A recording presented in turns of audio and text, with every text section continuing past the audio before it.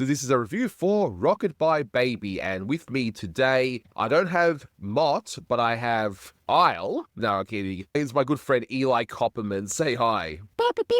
I'm trying to communicate in the Martian language. Hey, Anthony, how's it going? It's good to be recording this on a very, very cold night here in America. And a very warm afternoon here in Australia. So, a few bits of info to get underway. So, as mentioned, this is a review for Rocket by Baby, released on the 4th of August 1956. It's the 776th in the series, and it's directed by Chuck Jones. You can find this beautiful restoration on the Looney Tunes Gone Collection Volume 6 DVD set, and in high definition, or HD, on the Looney Tunes Platinum Collection Volume 2 DVD and Blu-ray set, which has finally come back in print, which is good. They're both great sets. You won't find it on YouTube unless Warner Brothers themselves choose to upload it on their own channel. It is under copyright after all. So, if you haven't seen this one, all it just involves a whole separation at birth trope, where in this case, it's sci-fi based. So you have a Martian baby on Earth, and you have an Earth baby on Mars. We see the Earth part of it with the Martian baby and all the shenanigans involving that. So, yeah. It's not a new idea. This has been done before. In fact, this even reminds me of like Goo Goo Goliath, where the whole babies are mixed up with the drunken stork. It's pretty much a trope, isn't it, in a lot of these animated shorts, huh? It kind of is. And the funny thing is, we'll mention this later on, but I'd actually argue that the implications of how babies are delivered, by this logic, do all babies come from outer space? Like, is this just their take on the Superman origins? Because if so, do babies come from another planet or something? That's really strange. It's unexplained, and I guess we'll never get a real explanation. It's just, we want this to happen. Here it is. Don't overthink it. That's probably all it is. But trivia for this one. Now, the one bit of trivia I know nobody knows, in fact, I know that you didn't know this, and you were shocked once you heard it, but the title is a pun on the lullaby Rocket by Baby. See? Oh my, yeah, I forgot all about that, gosh. That's the biggest shocking bit of trivia when it comes to this animation short. No, I'm kidding. I know 99% of you would have known that, but for the 1% who didn't, there you are. I have to mention that. I mean, to those who didn't, why? For completeness sake, I thought I'd mention it. Now, this is one of those rare instances, at least at this period of time. You will see this more and more as we go along over the years, especially into the Paddy Freeling era, but Mel Blanc is not in this one at all. Usually he'd be the main star, or at least have a small role, but in this case, he's not in it whatsoever. Instead, you've got Daws Butler. He's been starting to do a lot of Warner Brothers shorts of late, including the one before this one, Barbary Coast Bunny, where he plays the villain in that one. Nasty Canaster? Yep, that's the one. And later on, he would gain even more fame as the voice of Huckleberry Hound, Yogi Bear, and all sorts of wonderful Hanna-Barbera characters. You hear June Foray, and she not only voices the wife in this one, but she also does the little old lady, and of course she sounds exactly like Granny there. It's not a criticism, but you can definitely hear it. So what this meant was that, unfortunately, because Mel Blanc wasn't used at all, no vocal credits were done whatsoever. It wouldn't be until the 60s when they'd finally credit other voice actors. Well, it's 1957's Three Little Bops that they would credit Stan Freberg, so they made an exception there, but they will do it more and more commonly, though, once they start getting into the 1960s, for sure. A few other things here. These are more minor things that I'll mention before I just go into something regarding the setting. So you see the name Sir Utan. That is a parody of Serotan. That's a laxative product that was heavily promoted at the time. But what's really interesting is that there was a song in 1948. It was like a comedy song by the Unnatural Seven. I was just looking into this. But funnily enough, you see the name Yob in the short, and you assume that it's Boy Backwoods, and it is. But in this case, there's also a song called The Serotan Yob. Huh. Yeah, it's multi-level parody. I mean, this is written by Mark Maltese, so it wouldn't surprise me if he actually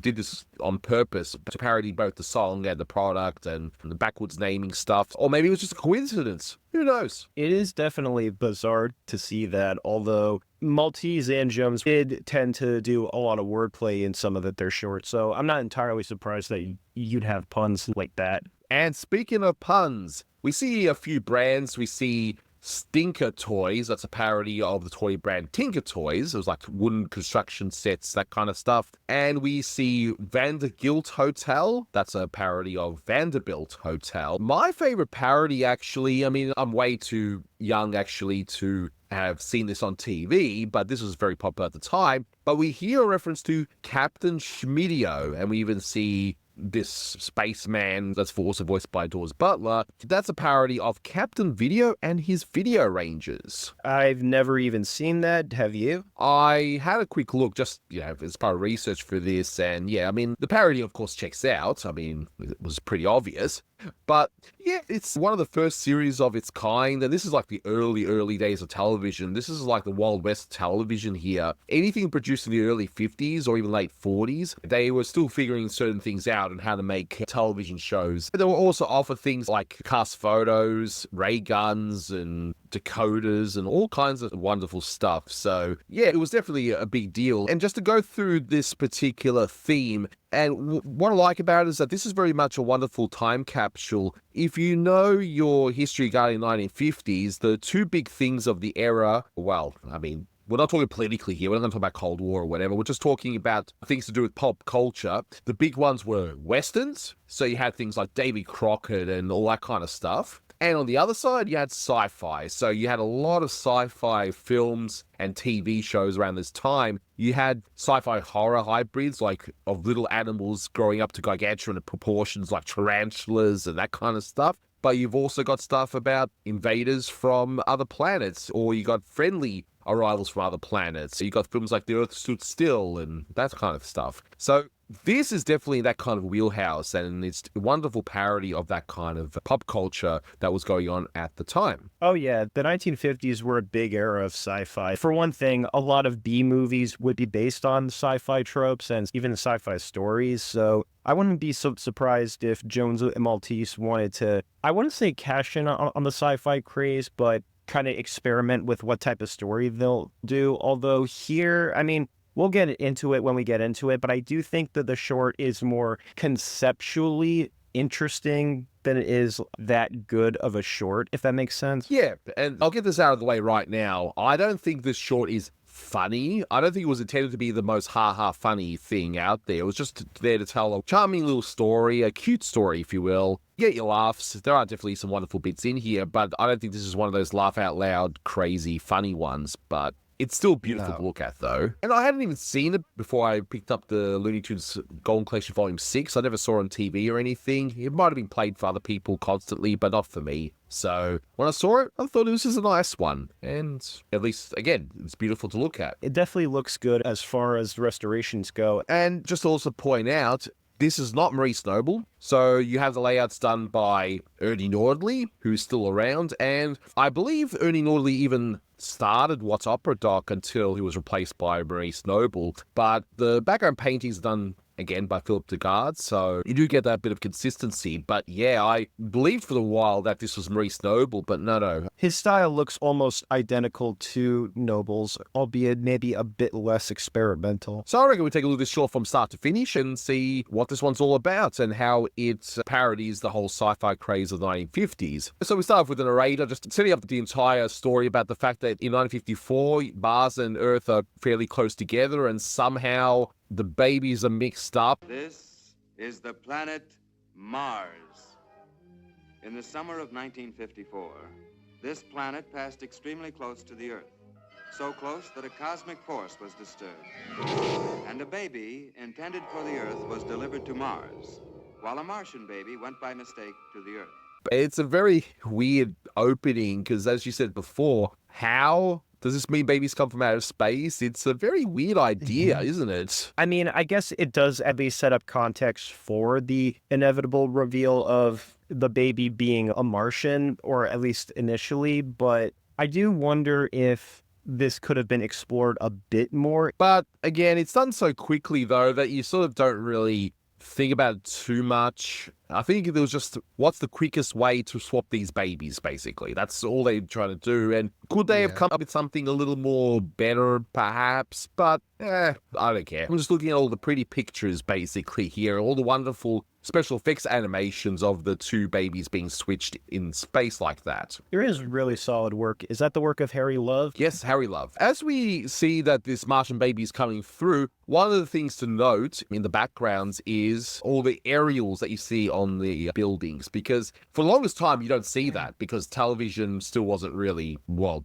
it was a thing, but it wasn't exactly widespread around in the 1940s. But then as soon as you start getting shorts, as we go through the 1950s, you'll see more and more backgrounds involving these massive aerials on top of their houses. Because, yeah, we're in the age of television, so there's that. The age when boomers got to grow up with their own novelty boxes. And everyone had to share it, by the way, because it was so expensive, and most people only had the one, whereas now you can buy multiple TVs and for a fraction of the price. So to put another thing in the context for people, again, that might be looking at this going, what the heck is this waiting room? Two things about it. One, yes, you could smoke in hospitals at one point, and in fact, it was even considered healthy to smoke by some doctors for the longest time before the health risks came out. But the other thing as well, and more importantly, how it's all set up, is the fact that fathers would not be in the delivery room at that time, so it would just be obviously the mother giving birth and the doctors and nurses, but the fathers would not be present at all. That's changed now, and fathers can be involved if they want to, of course.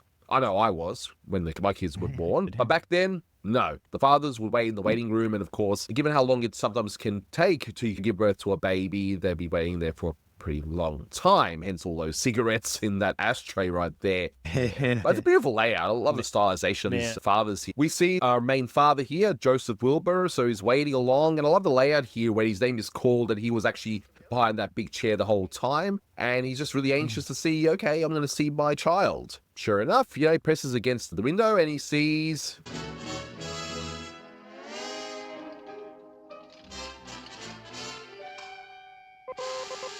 Mott. A little green thing. I do like the design of this alien. It's just so cute. I like the contrast where you've got a lot of the movies during the sci-fi craze where a lot of the aliens are just weird or ugly and all that. And here, Jones is playing that whole idea up and just making this alien cute. Like, you can't hate this alien. Nah. Well, arguably speaking, I wouldn't call Marvin the Martian cute, but I guess in contrast to a different Martian created by Chuck Jones, one looks a little more cartoony and goofy. The other looks a lot more cute and appealing, given that it is supposed to be baby-like to begin with. So it would make sense that Chuck would make it very, adorable, quote unquote. And some might say this is a prototype Yoda. Nah, I'm kidding, of course. It does have the similar ears and all that, but no, it's cute, and that's why this short works, at least in this way, because you don't hate this baby or anything. It's just an innocent baby that's just different. It's a clever idea of having the communication done differently too. Like, there's no verbalizing. It's just purely the whole beeping sound that you hear and those antennae. And again,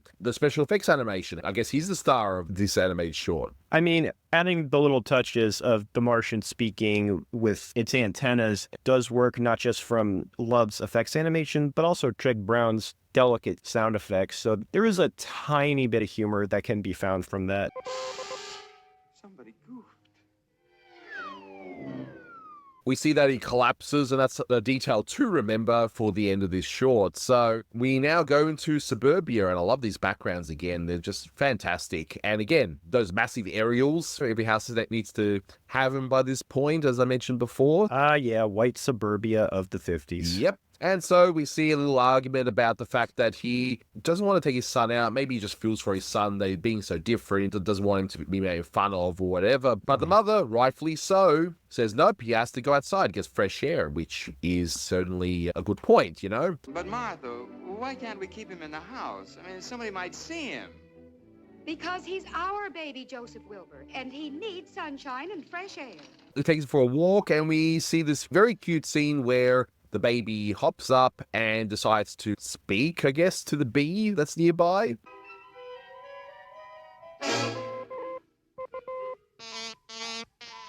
It's a cute little scene, and this short reminds me of the earlier Chuck Jones efforts where there was a lot of emphasis on cuteness.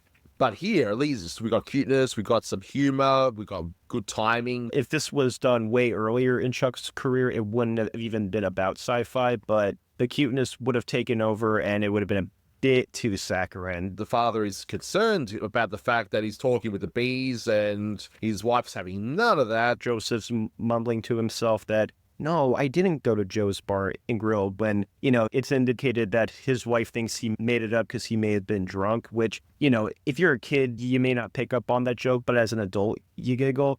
We can't have him talking to any strange bee he might meet on the street. Joseph Wilbur, aren't you ashamed of yourself?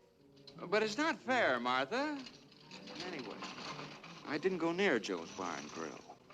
Well, it's a baby. He's walking along, and in my favorite bit of this short, we see the old lady saying, "Oh, such a healthy shade of green." So sweet, and such a healthy green baby, too. Green.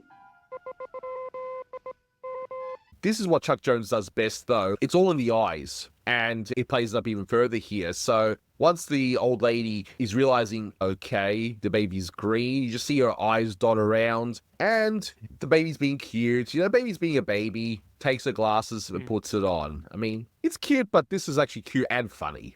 Oh, no! Yeah, the bit with the lady is, in my opinion, the funniest bit in the entire short. And from an animation point of view, once the father wheels a little Mott away from her, I love the fact that her head is just on a still image, and it's just the body that moves for a little while. Chuck definitely made good usage of them when it came to the limited budgets. Like, obviously not his more ambitious works, but definitely his more miscellaneous one-shots. He could easily cheapen out a little bit here and there, but it still works because the poses read well and you're able to get the joke from the timing and the facial expressions just fine.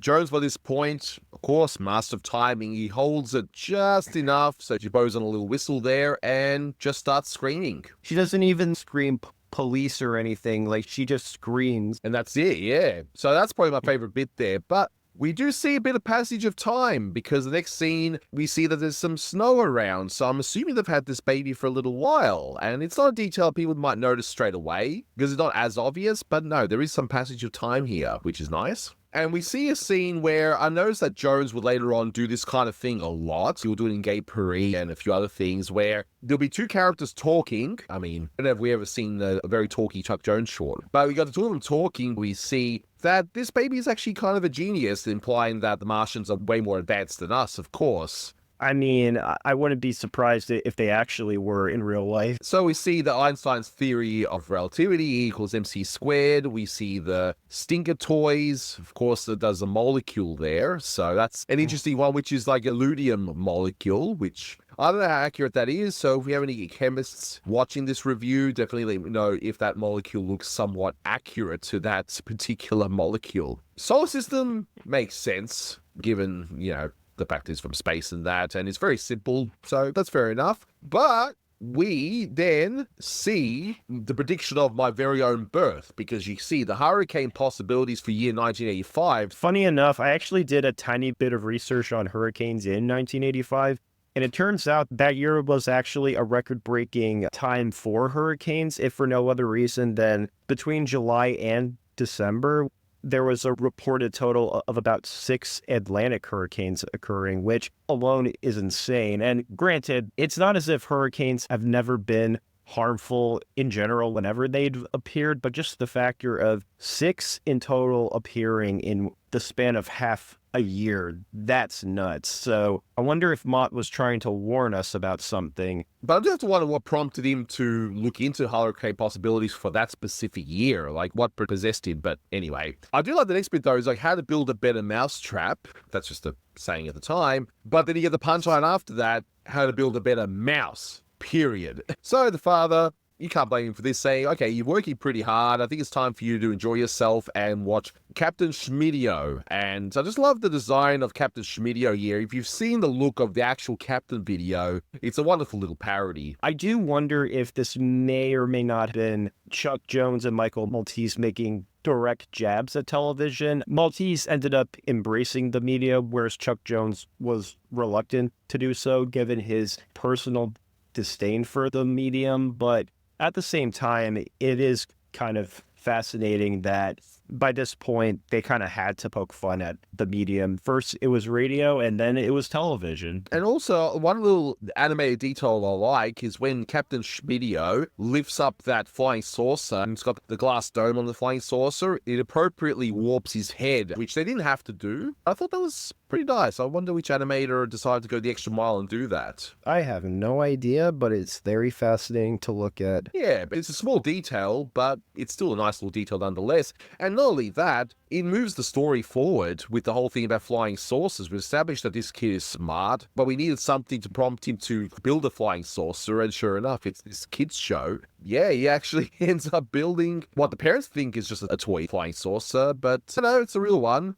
But if there are any mathematicians that are watching this, let me know if that formula that Mott's wall is accurate in any way, shape, or form, because I'd be curious about that. I doubt it, but still. So we see a rocket delivering a bit of mail, which I just like the fact that it's just treated like it's a normal thing. Like, oh yeah, Martians are just part of the everyday environment around this time. Not only that, but it does beg the question. I totally understand the Martians wanting to exchange the human's baby for their baby. I don't really know how they would have found the Wilbur's address to begin with. People are going to say, oh, cartoon logic. No, that's illogical from a storytelling standpoint. Like, how would they know where to send the rocket to begin with? It's one of those things you just sort of have to accept from a storytelling point of view. Otherwise, it just adds to the short because you've only got so much time to actually... Well, that's fair. I mean, I would argue that the bigger question is how do they know how to write English, but that's beside the point. Maybe they have a transcriber? Maybe. It's these questions that keep me up at night, of course. Who was it, dear? Oh, nothing. Just a kind of a rocket with a message from Mars. Oh, is that all? I'm always afraid it'll be a telegram from Mother. Mars? But I like how they treat it as normal. And funnily enough, it is kind of normal now in one way because now we can have drones deliver stuff. So it's almost predicting the future in a way. There's this particular rockets. But I do like their exasperated expression, like they're going, Mars, when they realize what the actual delivery is from. I do love the timing of their delivery. Like, it's all nonchalant. And then, like, as soon as Marcia finishes her sentence, that they realize, wait, it's from Mars? What the? We kept on this message as long as possible so people can actually read it. I love when they actually keep it on for that long rather than just flashing on a screen briefly and you don't even have a chance to read it all. But this Sir Yutan, we never see this person at all, or Martian, whatever you want to call it. And we just know that, okay, they're going to look after this baby who is now going to escape in that homemade flying saucer. And I just love the shadow work and the layouts here of this. It looks impressive. Like, even the detail of the fact that his launch pad is the high chair. It's those little details that go a long way to make this both believable and funny at the same time. And these night scenes as he's escaping and you got the father trying to chase after him and that, they remind me of Gerald McBoing, those night scenes with all the blues and the outlines. I didn't even think about that. Although, hey, Chuck Jones was a massive influence on the artists of UPA, and that came through in some of his own shorts. Yeah, so this is very stylized. It definitely reminds me of those nighttime scenes of Gerald McBoing. But we get to the cityscapes and these backgrounds, again, are so impressive. Just how they look, just the nighttime scenery as we go in this building, which again, wonderful layouts, and it's just amazing that they'll paint a whole background just for a couple of seconds. I mean, even with shots that are only going to last like a second or two, you still got to put in some work, even if it's not going to be around forever. So we see a very brief aside, which, look, in fairness, this bit could have been cut out if they had to cut out something, but it's fine for what it is. So they see this auditorium or business center, whatever you want to call it, and you got a UFO skeptic, and then he sees the UFO for real and starts crying. We dream up little green men from Mars. We imagine there are flying saucers. Flying saucers. Green men.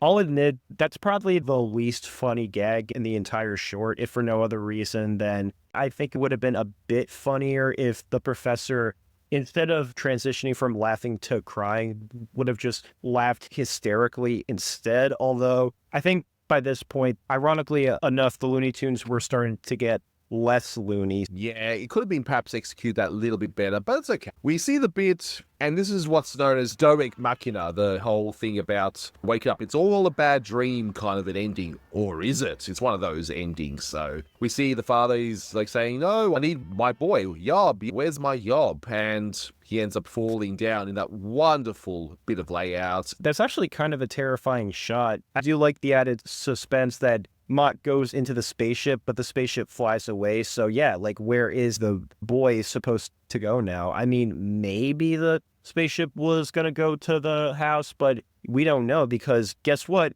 Dream's over. Yes, but it explains itself that it was reading something to do with Mars anyway. I have nothing against the dream revelation ending being overused or anything, because if anything, I think that criticism is kind of meaningless. Any story can be used depending on how it's executed. That being said, I do think it is a little bit of a cop-out, and truth be told, I do think maybe instead of the whole dream revelation, maybe it would have worked a bit stronger if the Martians and the parents did actually meet each other and exchange their babies and think it's going to be a normal happy ending. But then what if Yob, the human boy, picked up on some of the Martians' own methods and is acting just like that? And obviously it doesn't have to end with, well, here we go again or anything, but I think that would have tied in the sci-fi stuff just a bit more. But at the same time, I'm not entirely complaining about the short's ending. I'm just thinking it probably could have been a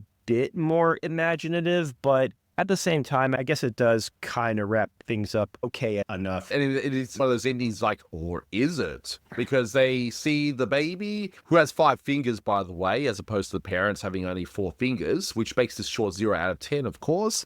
No, I'm kidding. But the fact that we see Yob, and honestly, I just see it as they just put it on incorrectly, like they put the letters on backwards or whatever. But hey, you can think about what you want. Is it a dream or was it? Whatever. But either way, we end right there. It tells the story just fine. Is it the funniest cartoon ever? No. And truth be told, I don't think it really needs to be. I think this type of story works fine without a lot of jokes. That being said, I do think there were a few missed opportunities in terms of further exploring the Martians, but I guess they wanted to keep the characters kind of grounded on planet Earth rather than entirely exploring aliens. I guess because at the time, human beings wanted to view themselves in those situations rather than seeing aliens themselves. But what do I know? I like this one, but I like this more from a stylistic point of view, and it does have a nice little charming story, even if some of the plot points could have maybe been done a little better, but that's okay. It's not the end of the world, but it's so charming that I can't find myself hating this one or even disliking it. It's not going to be a go-to short for me, but it's just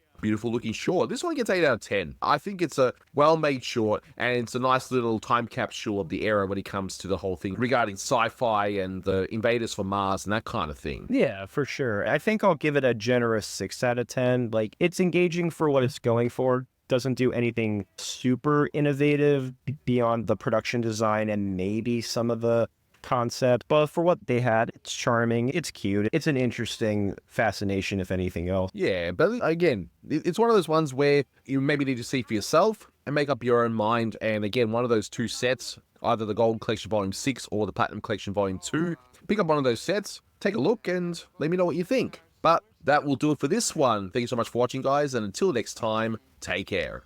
And stay away from UFOs. They're dangerous.